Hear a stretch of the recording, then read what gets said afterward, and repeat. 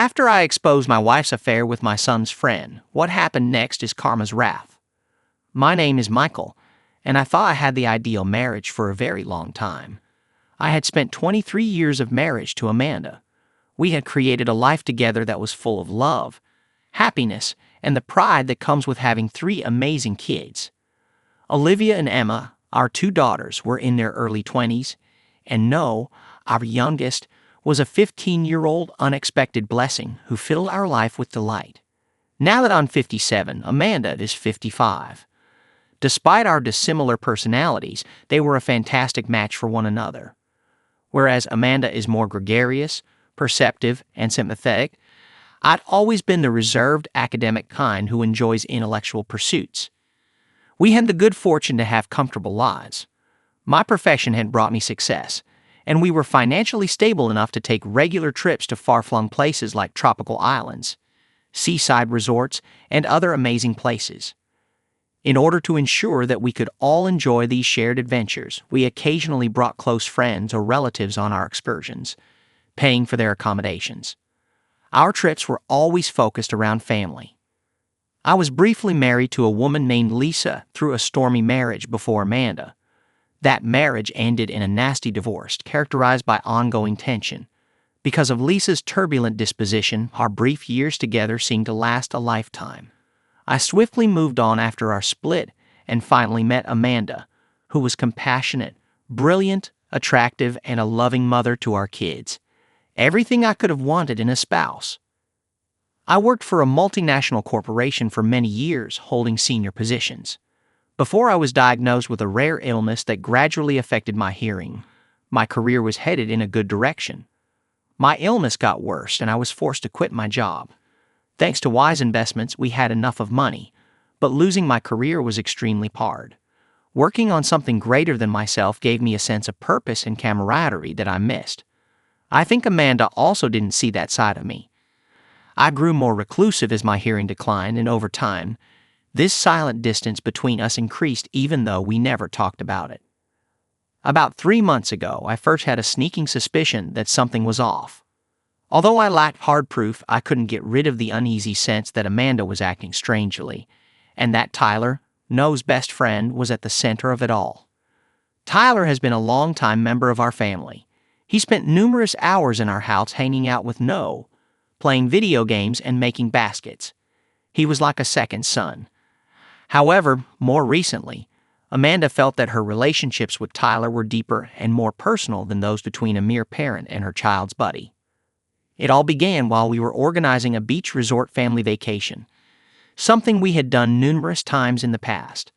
Speaking in a tone I hadn't heard in a long time, I heard Amanda on the phone. She seemed enthusiastic, almost flirting, as she made her case to someone to come along on the vacation. I thought at first that she was speaking with a buddy, but there was something uncomfortable about her vibe. Amanda abruptly ended the call, clearly frightened when I walked into the room. When I questioned her about who she had been speaking with, she waved it off, claiming it was just a buddy who might come along. She later remarked in passing that Tyler had texted her to ask if he might join them on their trip. This was strange because his girlfriend had already made plans to come, and Noah hadn't invited him. I forced the question from my mind, telling myself I was overanalyzing it, but I couldn't help but wonder why Amanda seemed to be so keen for Tyler to accompany her. More warning signs surfaced as the vacation drew near. Amanda and Olivia went clothes shopping a few days before to our departure. Upon their return, I had observed that they had purchased several gifts, some of which were intended especially for Tyler. This struck me as odd. Why would Amanda purchase presents for Noah's friend? He wasn't related to anyone. Tyler and Megan, Noah's girlfriend, came over for supper the night before our trip.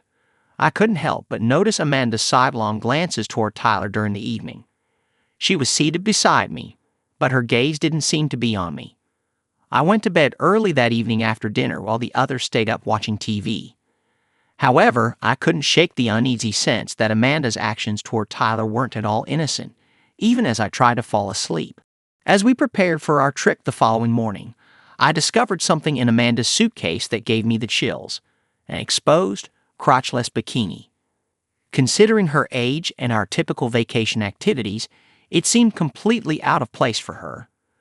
Though it was difficult to ignore the increasing dread in my gut, I told myself it had to be a surprise intended just for me. The island resort looked like a paradise on the surface when we first arrived, with sun-kissed beaches, glistening water, and opulent lodging. I lounged on the beach on our first day while the family went scuba diving. They all made plans to go out to a neighborhood pub in the evening, but I stayed home with Emma since I wanted a calm evening. Amanda was obviously intoxicated when they got back, and that evening she rekindled our relationship in a way we hadn't seen in months. I ignored it, but there was something wrong about her newfound enthusiasm. The pattern persisted the next day. Tyler went on an outing with Amanda and the children. Tyler and Amanda were conspicuously missing when Noah and Megan came back that night. Noah added that the two of them had on a wildlife tour. My mind began to buzz with alarms. Why is my wife spending time alone with the closest friend of my son? To put it mildly, that was a strange decision. When I woke up later that night, Amanda was gone from our bed. As I entered the living room, I noticed that she and Tyler were seated closely together on the couch. Amanda was only wearing a thin wrap over the same exposing bikini I had discovered in her luggage. I didn't need to see further to sense that something wrong was happening between them because the tension in the room was thick. I went back to sleep, attempting to make sense of what I had just seen with my thoughts racing. Although I didn't approach her at the time, I couldn't shake the suspicion all night. I was unable to remain silent any longer the following morning. I took Amanda aside and gave her a straight talk. I informed her about my growing worries about her behavior with Tyler, how she had been evasive, and how I had seen them spending late hours together alone. I anticipated that she would refute it and provide a pliable justification to allay my worries. But Amanda got defensive rather than deny anything. She said that because of my hearing loss, I was worried and let my imagination run wild. She told me I was exaggerating and labeled me insecure. I was surprised by her abrupt wrath and dismissiveness, and I had some self-doubt for a little period of time. Was I truly seeing things in my head? However, the evidence, her evasive actions, late-night meetings, and the skimpy swimsuit, kept coming back to torment me. Even though I was unable to provide any hard evidence, I had a gut feeling that something was really wrong. Upon our return from our vacation, I realized that I couldn't continue to lie. I recalled that the living room, the hallway, and the game room were among the public spaces in our house that featured security cameras. The video was preserved for a maximum of 1 month, and my expectation was that there would be evidence in the clips to support my concerns. I sat down at my computer one afternoon, sorting through the footage while Amanda was gone. My heart raced as I fast-forwarded through hours of footage. Then I noticed it. Tyler and Amanda alone themselves in the hallway by the game room. While they were sharing a passionate kiss, Tyler gave Amanda a playful backslap as she turned to leave. My stomach turned to mush. Now there was no denying the reality. That evening, I went up to Amanda once more. At this time, I had the evidence with me. She was no longer able to refute it. She apologized and sobbed, but she wouldn't really answer any of my questions. She refused to give me an estimate of the length of the affair or when it began. Her repeated request was for me to keep the kids in the dark. I made the decision to get a divorce the following morning. Even though it hurt my feelings, I realized our marriage could not be saved. I could never recover from the worst kind of betrayal Amanda had inflicted on me. We decided to disclose to the kids that we were divorcing because of our intractable disagreements. I wasn't ready to tell them the whole truth just yet. Amanda knew that her treachery had left her with little room for negotiation, so she reluctantly accepted my terms. Amanda was unable to contest my declaration that Tyler was no longer welcome in our life. It was one of the hardest talks I've ever had to tell our kids about the separation. One evening, when we assembled them in the living room, the tension in the space was obvious. Our eldest daughter, Olivia, was immediately crying as though she knew something wasn't quite right. Emma, who tends to be quieter, sat next to her and expressed worry. Noel, on the other hand, was unaware of the approaching storm. I told Amanda that we were going our separate ways. We made an effort to be as tactful as possible, stating that we had become more distant over time. Amanda was obviously having trouble maintaining her calm as she sat down. Emma sat motionless, her eyes flitting between the two of us as she tried to figure out what had gone so wrong, while Olivia started crying almost immediately. But Noah was the most talkative, his face contorted with annoyance and bewilderment. "No, this is not logical. Our family recently took a vacation together." With his voice breaking, Noah yelled. In search of answers that neither of us could give, he turned to look at me and then at Amanda. I tried to sound calm, but my voice trailed off as I continued. "We've been having problems for a while, no. Things just don't work out sometimes, even though this wasn't what we wanted." With a look of bewilderment on his face, No gazed at me. "However, why? Can't you two figure it out? When we fight, you always advise us to make things right." Olivia said something, her voice trembling before I could respond. "Is there another person involved? Dad? Is it the reason?" Her query came as a huge brick in my face. One of them asking so frankly and so quickly surprised me. I looked at Amanda. Her hands were shaking and she'd turned pale. I wasn't prepared to tell the kids anything, certainly not about Tyler, even though I felt they should know the truth. I lied to shield them from the more unpleasant truth of the circumstance, saying no, there isn't anyone else. As I said the words, I was overcome with remorse. Olivia, though, wasn't persuaded. Her gaze shifted between Amanda and myself, appearing to narrow as though she detected some dishonesty between us. Emma said nothing, but her brow pinched in worry, and I could see she was thinking through the problem in her typical quiet, contemplative manner. In contrast, Noel appeared to understand my explanation even though he was still clearly unhappy. "That's it then? Following so many years? Are you just giving up now?" I whispered, "We're not giving up on you. You had our undying love, and we will always be there for you." Noel, though, was not having it. Leaping out of the room, he forcefully shut the door behind him. With her eyes full of unshed tears, Emma sat calmly while Olivia trailed behind him. With a silent request, she glanced up at me, but before I could say anything, she got up and left the room. Beside me, Amanda sat motionless and silent. At last, the gravity of what she had done began to set in.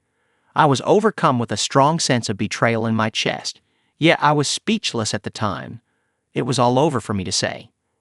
The days after our talk with the children were challenging. It felt cold and quiet in the house where there had once been laughing and the comforting noises of family life. Noah spent the majority of the day alone in his room and wouldn't speak to either of us. He'd have stopped replying to texts from his buddies, Tyler among them, and stayed away from everyone, particularly his mother. It was Olivia who made an effort to prevent the family from disintegrating altogether. She tried to grasp the issue by spending time with both Amanda and myself, but I could tell she was having difficulty. Her mother and she had always been close, so she found this separation very difficult. However, I also observed a slight change in her demeanor toward Amanda. She was no longer as friendly or open with her as she once had been. There was now a hint of uncertainty between them. Even more than usual, Emma, the quiet one, kept to herself. She had pulled away from the tension in the room and entered her own world. Though I knew better than to push her, it scared me. Emma had never been the type to discuss her feelings until she had had time to work through them. Even though we made an effort to keep things somewhat regular for the benefit of the kids, Amanda had moved into the guest room, and the damage had already been done. Every conversation we had was unpleasant and tinged with an unavoidable tension. Meals turned to become short, somber gatherings when nobody made eye contact, as though we were strangers sharing a home. I wasn't sure if I would ever tell the kids about Amanda's extramarital affair with Tyler. How was I able to? How could I tell Noel that his best friend was contributing to the disintegration of his family? I was sickened by the idea, and I doubted that I would ever be able to adequately describe such a betrayal. Olivia approached me with questions a week after our first talk, something I had been dreading. After their conversation, she and Emma felt that there was more between them. Olivia questioned me up front, "Dad, is there more to this than what you're telling us?" Olivia is always the direct one. I was unclear of how to respond for a second. Although my first inclination was to shield them from the whole truth, I soon recognized that lying would only exacerbate the situation. Even if it stung to know, they should have known. I inhaled deeply before seating them both. Yes, there's more to the story, I said. I tried my gentlest to convey that their mother had cheated on them. I told them enough. I couldn't forgive Amanda for betraying my trust, without going into the unpleasant specifics. Olivia reacted immediately, her face twisted in disbelief. How was it possible for her? She shook her head and murmured, "How could she have done this to us after all these years?" Emma didn't say anything, but her eyes were still filled with pain. Tears trickled down her cheeks as she glanced down at her hands. I almost broke when I saw how much suffering she was in. "It's not your fault," I told them, attempting to suppress my feelings. "This is not your fault at all. Between your mother and me, this is private." Olivia, though, wasn't done. "Home?" she questioned, her voice faltering. "Who get she?" With a sad heart from the information I was about to share, I gazed at her. With hardly more than a whisper, I said, "It was Tyler. Friend of No." The space fell silently. Emma gasped and put her palm to her mouth as Olivia's stunned eyes became wide. "Tyler?" Olivia said again, sounding shocked and disgusted. No, that's not possible." I apologized, speaking quietly. "That is the reality." Olivia got to her feet quickly and began pacing the room, her hands trembling with rage. "This is unbelievable. It's unbelievable that Mom would take such action." Emma sat there, stunned, as the seriousness of the situation dawned on her. Noel heard Olivia speaking softly to Emma later that day. Entering the room abruptly, he demanded to know what they were talking about. I was aware that I had to tell him about it. Even if the truth would rock his world, he deserved to know it. I pulled him aside into my office and said, "No," very gently. "I have a message for you to hear. It concerns your mother and Tyler." His expression dimmed. "Tyler, what about him?" With a quivering voice, he questioned. My stomach began to turn. "Your mother. She has a relationship with Tyler. It has been ongoing for a while." With his face devoid of color, No fixed his gaze on me. "No," he retreated and said, "That is untrue, No. That isn't achievable." With regret, I nodded. "No, I really apologize, but it's the reality." With his hands clutching the edge of the desk for stability, he stumbled backward. "Tyler? My closest pal? How was she able to? How was he able to?" Tears filled his eyes and his voice cracked. "How come you didn't tell me?" My heart broke for him as I said, "I didn't want to hurt you. I tried to keep you safe." Noah, though, was not hearing it. His howls of agony echoed down the corridor as he raced out of the room, slamming the door behind him. I didn't adhere to him. It took him some time to realize how much his mother and his best friend had betrayed him. I went to the guest room that evening and confronted Amanda after the kids had gone to bed. Her eyes were puffy from sobbing and her face looked pallid. She motioned for me to have a seat, and for the first time since the affair was revealed, she talked candidly. She said in a raspy tone, "I'm sorry. I know I ruined everything, and I don't want your forgiveness, but I have to tell you why." I sat silently, allowing her to talk. She wiped away her tears and replied, "It started years ago. I attempted to support Tyler during his difficult period. It wasn't my intention for it to become an affair. However, things between us evolved with time. After you quit and lost your job, Michael, I felt invisible around you. Tyler was alone with me, and I felt seen and valuable by him. But I realize now that was a mistake. Really incorrect. Even though it was hard, I paid attention. Despite the fact that her acts had destroyed our family, I was unable to resent her. I recognized the isolation she must have experienced, but it didn't not justify the betrayal. Amanda kept apologizing, but I knew words could not mend what had been shattered. With a firm yet sorrowful voice, I finally stated, "I can't stay in this marriage. We're through, Amanda. You shattered our mutual trust." Tears were running down her face as she nodded. "I understand," she muttered. I started the divorce procedure with Amanda in the weeks that followed. It was emotionally taxing, but it wasn't bitter. Despite Noah's apparent indication that he didn't want to live with his mother, we decided to share custody of the kids. Although Olivia and Emma were more understanding, their bond with Amanda was irrevocably damaged. After Amanda moved out of the house, I started the arduous process of getting better. The house, which had previously held happy memories, now seemed empty and haunted by the memory of our losses. The consequences from Amanda's affair with Tyler was rapid as word got out among our social groups. Friends who had been close to Amanda in the past now avoided her. Tyler's life also took a turn for the worse. He was shunned by our community and lost his college pals. After Noah cut all contact with him, their once close friendship was permanently shattered. Amanda's formerly impeccable reputation was now completely destroyed. She was regarded as a dedicated mother and loving wife. She was now recognized as the one who had treasonously betrayed her family. Even though I didn't celebrate her demise, I couldn't help but believe that karma had completed its round. The pain of betrayal started to heal after a few months, but it would never completely go away. Even after their final reconciliation, Noah and Amanda's relationship remained tense. Though it was obvious that nothing would ever go back to how it had been, Olivia and Emma also started to mend their relationship with Mom. For my part, I adapted to enduring the discomfort. After constructing a life with Amanda for 23 years, it all fell apart. However, I also gained insightful knowledge about the value of communication, trust, and love. Although the path ahead was unknown, I was confident in my ability to confront it head-on. Life doesn't always go as planned. Betrayal has the power to destroy even the strongest of marriages. Nevertheless, we must eventually pick ourselves up and move on.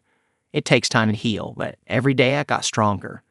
Even though the future was uncertain, I was confident in my ability to start a new chapter in my life and the lives of my kids, one that would be full of development, hope, and a resolve to never let treachery define us.